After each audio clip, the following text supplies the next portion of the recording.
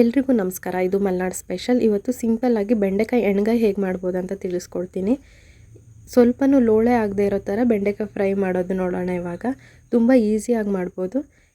ಕೆಲವು ಐಟಮ್ಸ್ ಇದ್ದರೆ ಸಾಕು. ಮನೇಲಿ ಏನು ಐಟಮ್ಸ್ ಇದೆಯಲ್ಲ ಅದನ್ನೇ ಯೂಸ್ ಮಾಡಿಕೊಂಡು ಚೆನ್ನಾಗಿ ಹೇಗೆ ಬೆಂಡೆಕಾಯಿ ಫ್ರೈ ಮಾಡೋದಂತ ನೋಡೋಣ. ಇವಾಗ ಈ ಕಡೆ ಒಂದು ಬಾಣಲಿ ಬಿಸಿ ಇಟ್ಕೊಂಡಿದ್ದೀನಿ. ಇದಕ್ಕೆ ಒಂದು 4 ಟೇಬಲ್ ಸ್ಪೂನ್ ಆಗೋಷ್ಟು ಎಣ್ಣೆ ಹಾಕ್ಕೊಂಡಿದ್ದೀನಿ. ಎಣ್ಣೆ ಸ್ವಲ್ಪ ಬಿಸಿ ಆಗ್ತಿದ್ದಂಗೆ ಅರ್ಧ ಟೇಬಲ್ ಸ್ಪೂನ್ ಆಗೋಷ್ಟು ಸಾಸಿವೆ ಹಾಕ್ಕೊಳ್ಳೋಣ. ಸಾಸಿವೆ ಎಲ್ಲ ಸಿಡಿತಿದ್ದಂಗೆ ಇದಕ್ಕೆ ಕಟ್ ಮಾಡಿರೋ ಈರುಳ್ಳಿ ಹಾಕ್ಕೊತಾ ಇದ್ದೀನಿ. ಈರುಳ್ಳಿ ಈ ಥರ ಉದ್ದ ಕಟ್ ಮಾಡಿ ಇಟ್ಕೊಂಡಿದ್ದೀನಿ. ಇದು ತುಂಬ ಚಿಕ್ಕದಾಗೆಲ್ಲ ಕಟ್ ಮಾಡ್ಕೊಳಕ್ಕೆ ಹೋಗಬೇಡಿ, ಯಾಕಂದರೆ ಬೆಂಡೆಕಾಯಿ ಫ್ರೈಯಲ್ಲಿ ಈರುಳ್ಳಿ ಸಿಕ್ತಿದ್ರೆ ಚೆನ್ನಾಗಿ ಅನಿಸುತ್ತೆ. ತುಂಬ ಚಿಕ್ಕದಾಗಿ ಕಟ್ ಮಾಡ್ಕೊಬಿಟ್ರೆ ಅದು ಸಿಗೋದೇ ಇಲ್ಲ, ಈರುಳ್ಳಿ ಗೊತ್ತೇ ಆಗಲ್ಲ ಈರುಳ್ಳಿ ಫ್ಲೇವರ್. ಅದಕ್ಕೆ ಈ ಥರ ಸ್ವಲ್ಪ ದೊಡ್ಡದಾಗಿ ಈರುಳ್ಳಿ ಕಟ್ ಮಾಡಿಕೊಂಡ್ರೆ ಚೆನ್ನಾಗಿ ಅನಿಸುತ್ತೆ.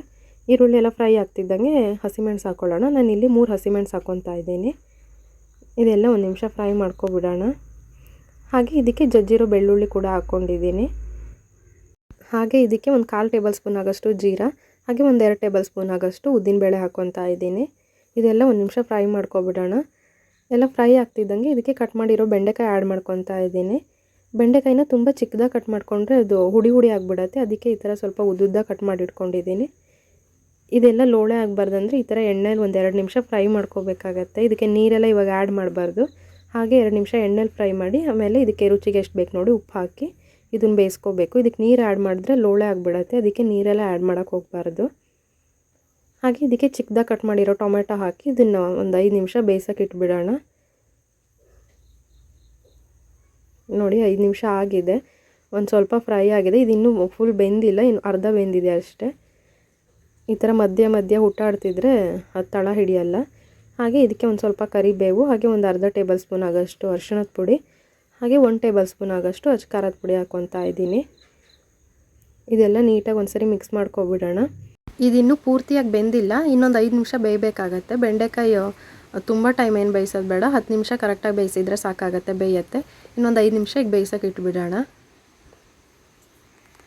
ನೋಡಿ ಚೆನ್ನಾಗಿ ಬೆಂದಿದೆ. ಇವಾಗ ತಳ ಎಲ್ಲ ಏನೂ ಹಿಡ್ದಿಲ್ಲ. ಇದಕ್ಕೆ ನೀರು ಕೂಡ ಏನೂ ಆ್ಯಡ್ ಮಾಡೋದು ಬೇಡ. ಒಂದು 2ರಿಂದ 3 ಟೇಬಲ್ ಸ್ಪೂನ್ ಎಣ್ಣೆ ಇದ್ದರೆ ಸಾಕು, ನೀಟಾಗಿ ಫ್ರೈ ಮಾಡ್ಕೋಬೋದು. ತುಂಬ ಎಣ್ಣೆನೂ ಬೇಡ ಆಗುತ್ತೆ ಫ್ರೈ ಮಾಡೋಕ್ಕೆ. ನೋಡಿ ಎಷ್ಟು ಚೆನ್ನಾಗಿ ಬಂದಿದೆ. ಇದಕ್ಕೆ ಮೇಲ್ಗಡೆ ಒಂದು ಸ್ವಲ್ಪ ಕಾಯಿ ತುರಿ ಹಾಕ್ಕೊಬಿಡೋಣ. ಇವಾಗ ಸ್ವಲ್ಪ ಲೋ ಫ್ಲೇಮಲ್ಲಿಟ್ಟು ಒಂದು 2 ನಿಮಿಷ ಇದೇ ಥರ ಫ್ರೈ ಮಾಡ್ಕೊತಾ ಇರೋಣ. ತೆಂಗಿನಕಾಯಿ ಎಲ್ಲ ಫ್ರೈ ಆಗುತ್ತೆ. ನೀವು ಯಾವುದೇ ಎಣ್ಗಾಯಿ ಮಾಡಿದ್ರು ಈ ಥರ ಮೇಲ್ಗಡೆ ಒಂದು ಸ್ವಲ್ಪ ತೆಂಗಿನಕಾಯಿ ತುರಿ ಹಾಕಿ ಚೆನ್ನಾಗಿರುತ್ತೆ. ಹಸಿ ತೆಂಗಿನಕಾಯಿ ತುರಿ ಹಾಕಿ ಹಾಗೆ ತುಂಬ ಟೈಮ್ ಇಟ್ಬಿಟ್ರೆ ಅದು ಸ್ಮೆಲ್ ಬಂದುಬಿಡುತ್ತೆ. ಅದಕ್ಕೆ ಈ ಥರ ಒಂದು 2 ನಿಮಿಷ ಲಾಸ್ಟಲ್ಲಿ ಲೋ ಫ್ಲೇಮಲ್ಲಿ ಫ್ರೈ ಮಾಡ್ಕೊಳ್ಳಿ.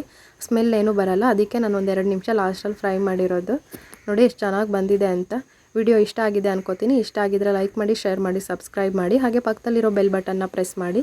ಇದರಿಂದ ನಾನು ಯಾವುದೇ ಹೊಸ ವಿಡಿಯೋ ಹಾಕಿದ್ರೂ ನಿಮಗೆ ನೋಟಿಫಿಕೇಷನ್ ಬರುತ್ತೆ. Thank you.